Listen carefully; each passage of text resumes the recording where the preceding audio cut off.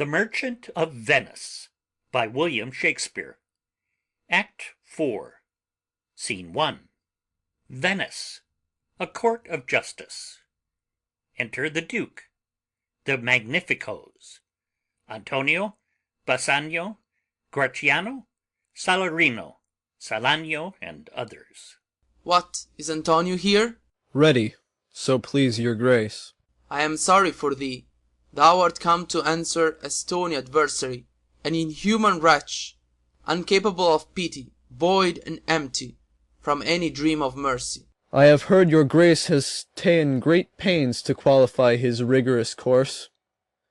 But since he stands obdurate, and that no lawful means can carry me out of his envy's reach, I do oppose my patience to his fury, and am armed to suffer with a quietness of spirit the very tyranny and rage of his. Go one, and call the Jew into the court. He is ready at the door. He comes, my lord. Enter Shylock. Make room, and let him stand before our face. Shylock, the world thinks, and I think so too, that thou but leadest this fashion of thy malice to the last hour of act, and then, 'tis thought, thou'lt show thy mercy and remorse more strange than is thy strange apparent cruelty.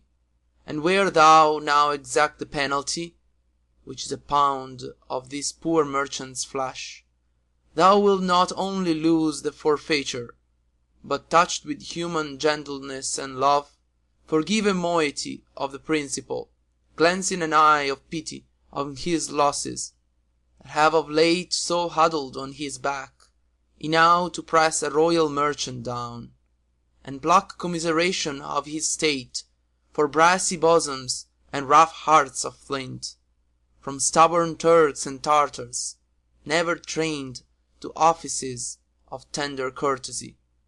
We all expect a gentle answer, Jew. I have possessed your grace of what I purpose, and by our holy Sabbath have I sworn to have the due and forfeit of my bond. If you deny it, let the danger light upon your charter and your city's freedom. You'll ask me why I rather choose to have a weight of carrion flesh than to receive 3,000 ducats. I'll not answer that, but say it is my humour. Is it answered? What if my house be troubled with a rat, and I be pleased to give 10,000 ducats to have it baned? What are you answered yet? Some men there are love not a gaping pig, some that are mad if they behold a cat, and others, when the bagpipe sings i' the nose, cannot contain their urine. For affection, mistress of passion, sways it to the mood of what it likes or loathes. Now, for your answer, as there is no firm reason to be rendered why he cannot abide a gaping pig, why he a harmless necessary cat, why he a walling bagpipe, but of force must yield to such inevitable shame as to offend, himself being offended, so can I give no reason, nor will I not, more than a lodged hate, and a certain loathing I bear Antonio, that I follow thus a losing suit against him. Are you answered? This is no answer, thou unfeeling man, to excuse the current of thy cruelty. I am not bound to please thee with my answer. Do all men kill the things they do not love? Hates any man the thing he would not kill? Every offence is not a hate at first. What, wouldst thou have a serpent sting thee twice? I pray you, think you question with the Jew. You may as well go stand upon the beach and bid the main flood bate his usual height. You may as well use question with the wolf why he hath made the ewe bleat for the lamb.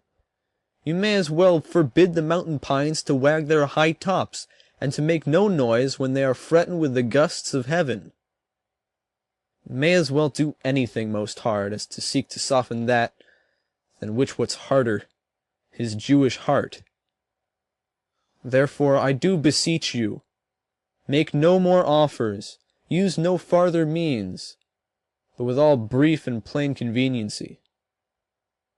Let me have judgment, and the Jew his will. For thy 3,000 ducats, here is 6. If every ducat in 6,000 ducats were in 6 parts, and every part a ducat, I would not draw them. I would have my bond. How shalt thou hope for mercy, rendering none? What judgment shall I dread, doing no wrong? You have among you many a purchased slave, which, like your asses and your dogs and mules, you use in abject and in slavish parts, because you bought them. Shall I say to you, let them be free, marry them to your heirs? Why sweat they under burdens? Let their beds be made as soft as yours, and let their palates be seasoned with such viands. You will answer, the slaves are ours. So do I answer you. The pound of flesh which I demand of him is dearly bought. 'Tis mine, and I will have it. If you deny me, fie upon your law. There is no force in the decrees of Venice. I stand for judgment. Answer, shall I have it? Upon my power, I may dismiss this court, unless Bellario, a learned doctor, whom I have sent for to determine this, come here today. My lord, here stays without a messenger with letters from the doctor, new come from Padua. Bring us the letters. Call the messenger. Good cheer, Antonio. What, man, courage yet?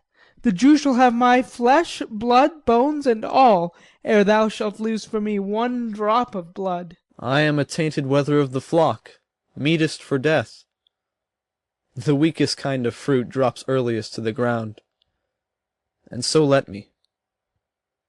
You cannot better be employed, Bassanio, than to live still, and write mine epitaph. Enter Nerissa, dressed like a lawyer's clerk. Came you from Padua? From Bellario? From both, my lord. Valerio greets your grace. Presents a letter. Why dost thou whet thy knife so earnestly?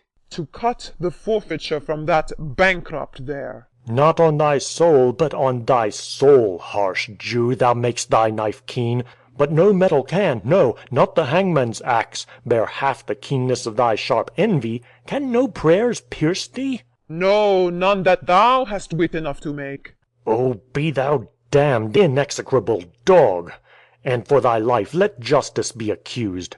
Thou almost makest me waver in my faith, to hold opinion with Pythagoras, that souls of animals infused themselves into the trunks of men. Thy currish spirit governed a wolf, who, hanged for human slaughter, even from the gallows did his fell soul fleet, and whilst thou lay'st, in thy unhallowed dam, infused itself in thee, for thy desires are wolfish, bloody, starved, and ravenous. Till thou canst rail the seal from off my bond, thou but offence thy lungs to speak so loud. Repair thy wit, good youth, or it will fall to cureless ruin. I stand here for law. This letter from Bellario doth commend a young and learned doctor to our court. Where is he? He attendeth here hard by, to know your answer, whether you'll admit him. With all my heart. Some 3 or 4 of you go give him courteous conduct to this place. Meantime, the court shall hear Bellario's letter. Your grace shall understand that, at the receipt of your letter, I am very sick. But in the instant that your messenger came, in loving visitation was with me a young doctor of Rome. His name is Balthazar. I acquainted him with the cause in controversy between the Jew and Antonio the merchant. We turned o'er many books together. He is furnished with my opinion, which, bettered with his own learning, the greatness whereof I cannot enough commend, comes with him, at my importunity, to fill up your grace's request in my stead. I beseech you, let his lack of years be no impediment to let him lack a reverent estimation, for I never knew so young a body with so old a head. I leave him to your gracious acceptance, whose trial shall better publish his commendation. You hear the learned Bellario, what he writes, and here, I take it, is the doctor come. Enter Portia, dressed like a doctor of laws. You're welcome. Take your place. Are you acquainted with the difference that holds this present question in the court? I am informed truly of the cause. Which is the merchant here, and which the Jew? Antonio and old Shylock. Both stand forth. Is your name Shylock? Shylock is my name. Of a strange nature is the suit you follow, yet in such rule that the Venetian law cannot impugn you as you do proceed. To Antonio. You stand within his danger, do you not? Aye, so he says. Do you confess the bond? I do. Then must the Jew be merciful. On what compulsion must I? Tell me that. The quality of mercy is not strained. It droppeth as the gentle rain from heaven upon the place beneath. It is twice blessed. It blesseth him that gives and him that takes. 'Tis mightiest in the mightiest. It becomes the throned monarch better than his crown. His sceptre shows the force of temporal power, the attribute to awe and majesty wherein doth sit the dread and fear of kings. But mercy is above this sceptred sway. It is enthroned in the hearts of kings. It is an attribute to God himself. And earthly power doth then show likest God's when mercy seasons justice. Therefore, Jew, though justice be thy plea, consider this, that in the course of justice none of us should see salvation. We do pray for mercy, and that same prayer doth teach us all to render the deeds of mercy. I have spoke thus much to mitigate the justice of thy plea, which if thou follow, this strict court of Venice must needs give sentence gainst the merchant there. My deeds upon my head. I crave the law, the penalty and forfeit of my bond. Is he not able to discharge the money? Yes, here I tender it for him in the court, yea, twice the sum. If that will not suffice, I will be bound to pay it 10 times o'er, on forfeit of my hands, my head, my heart. If this will not suffice, it must appear that malice bears down truth. And I beseech you, rest once the law to your authority. To do a great right, do a little wrong, and curb this cruel devil of his will. It must not be. There is no power in Venice can alter a decree established. 'Twill be recorded for a precedent, and many an error by the same example will rush into the state. It cannot be. Ah, Daniel come to judgment, yea, a Daniel! O wise young judge, how I do honour thee! I pray you, let me look upon the bond. Here 'tis, most reverend doctor, here it is. Shylock, there's thrice thy money offered thee. An oath, an oath. I have an oath in heaven. Shall I lay perjury upon my soul? No, not for Venice. Why, this bond is forfeit, and lawfully by this the Jew may claim a pound of flesh, to be by him cut off nearest the merchant's heart. Be merciful, take thrice thy money, bid me tear the bond. When it is paid according to the tenor. It doth appear you are a worthy judge, you know the law, your exposition hath been most sound. I charge you, by the law, whereof you are a well-deserving pillar, proceed to judgment. By my soul I swear there is no power in the tongue of man to alter me. I stay here upon my bond. Most heartily I do beseech the court to give the judgment. Why then thus it is. You must prepare your bosom for his knife. O noble judge, O excellent young man! For the intent and purpose of the law hath full relation to the penalty, which here appeareth due upon the bond. 'Tis very true. O wise and upright judge, how much more elder art thou than thy looks! Therefore lay bare your bosom. Ay, his breast, so says the bond, doth it not, noble judge? Nearest his heart, those are the very words. It is so. Are there balance here to weigh the flesh? I have them ready.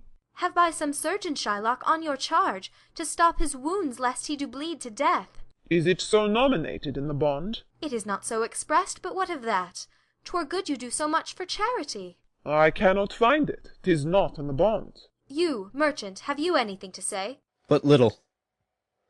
I am armed and well prepared. Give me your hand, Bassanio. Fare you well. Grieve not that I am fallen to this for you, for herein fortune shows herself more kind than is her custom. It is still her use to let the wretched man outlive his wealth, to view with hollow eye and wrinkled brow an age of poverty, from which lingering penance of such misery does she cut me off. Commend me to your honourable wife. Tell her the process of Antonio's end. Say how I loved you. Speak me fair in death.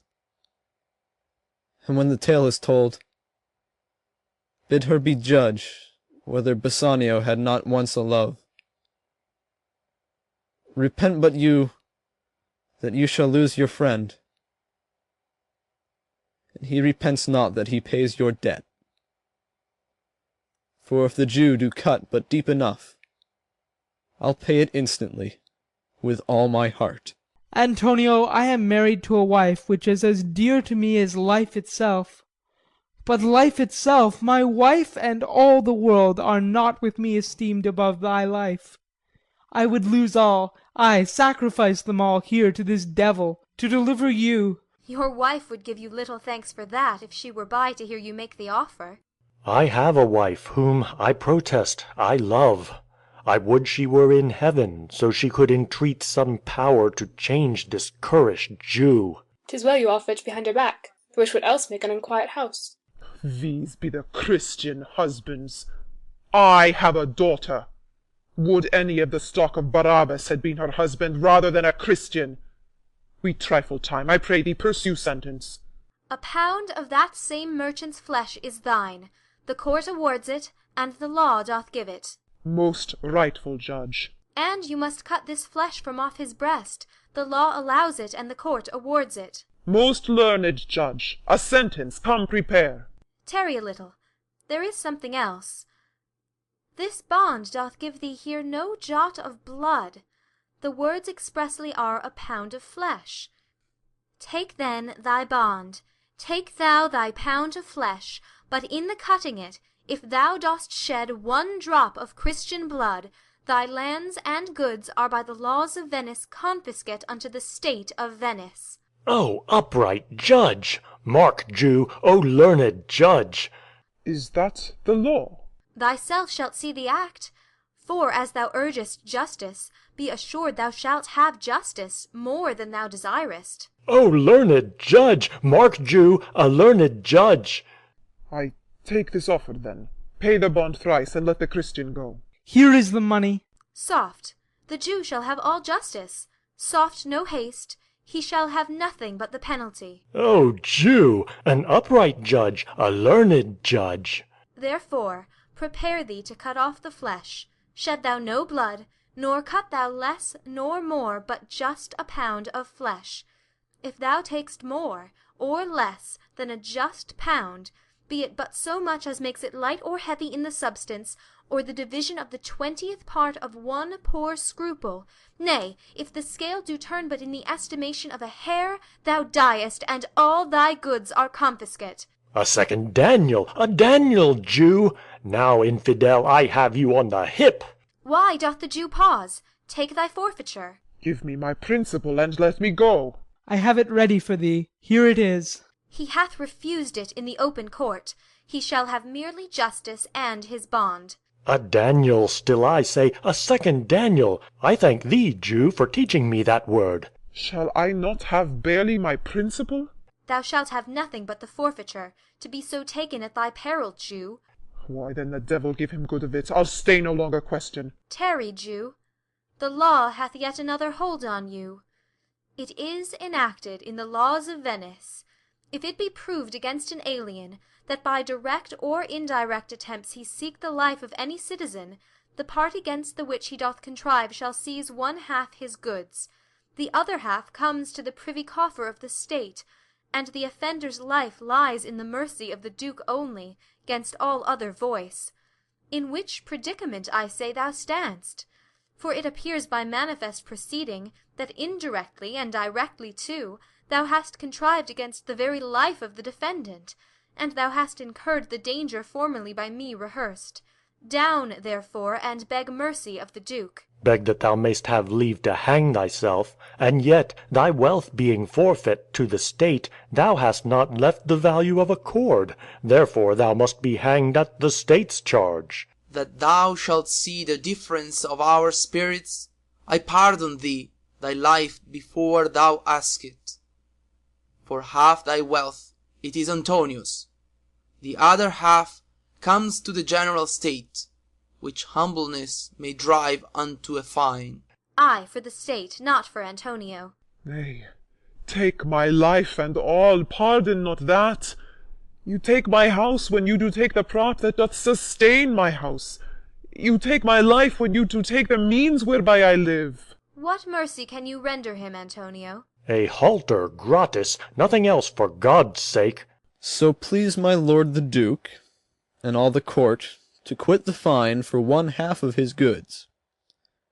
I am content, so he will let me have the other half in use, to render it upon his death unto the gentleman that lately stole his daughter. 2 things provided more, that for this favour he presently become a Christian, the other, that he do record a gift here in the court of all he dies possessed unto his son Lorenzo and his daughter. He shall do this, or else I do recant the pardon that I late pronounced here. Art thou contented, Jew? What dost thou say? I am content. Clerk, draw a deed of gift. I pray you, give me leave to go from hence. I am not well. Send the deed after me, and I will sign it. Get thee gone, but do it. In christening shalt thou have 2 godfathers. Had I been judge, thou shouldst have had 10 more, to bring thee to the gallows, not to the font. Exit Shylock. Sir, I entreat you home with me to dinner. I humbly do desire your grace of pardon. I must away this night toward Padua, and it is meet I presently set forth. I am sorry that your leisure serves you not. Antonio, gratify this gentleman, for in my mind you are much bound to him. Exit Duke, Magnificos, and Train. Most worthy gentlemen, I and my friend have by your wisdom been this day acquitted of grievous penalties.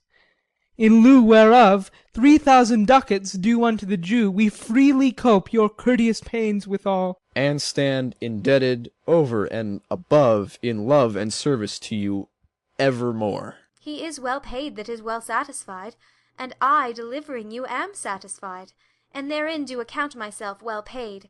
My mind was never yet more mercenary. I pray you, know me when we meet again. I wish you well, and so I take my leave. Dear sir, of force I must attempt you further. Take some remembrance of us as a tribute, not as a fee. Grant me 2 things, I pray you, not to deny me, and to pardon me. You press me far, and therefore I will yield. To Antonio. Give me your gloves, I'll wear them for your sake. To Bassanio.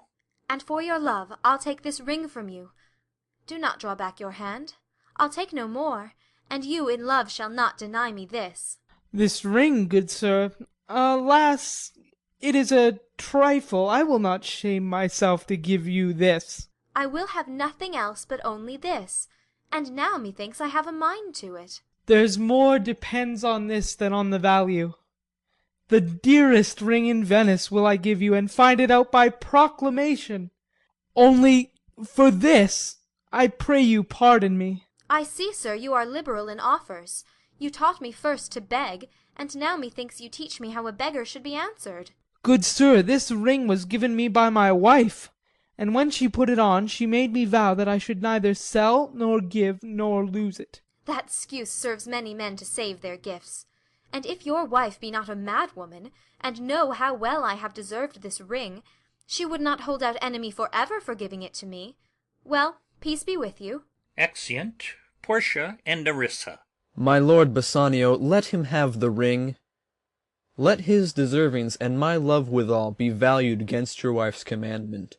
Go, Gratiano, run and overtake him. Give him the ring, and bring him, if thou canst, unto Antonio's house. Away, make haste. Exit Gratiano. Come, you and I will thither presently, and in the morning early will we both fly toward Belmont. Come, Antonio. Exeunt. Scene 2. The same. A street. Enter Portia and Nerissa. Inquire the Jew's house out. Give him this deed, and let him sign it. We'll away to-night, and be a day before our husband's home. This deed will be well welcome to Lorenzo. Enter Gratiano. Fair sir, you are well o'ertaken. My lord Bassanio, upon more advice, hath sent you here this ring, and doth entreat your company at dinner. That cannot be. His ring I do accept most thankfully, and so I pray you tell him. Furthermore, I pray you show my youth old Shylock's house. That will I do. Sir, I would speak to you. Aside to Portia. I'll see if I can get my husband's ring, which I did make him swear to keep forever. To Nerissa. Thou mayest, I warrant. We shall have old swearing that they did give the rings away to men, but we'll outface them and outswear them too. Away, make haste. Thou know'st where I will tarry. Come, good sir, will you show me to this house? Exeunt. End of Act 4.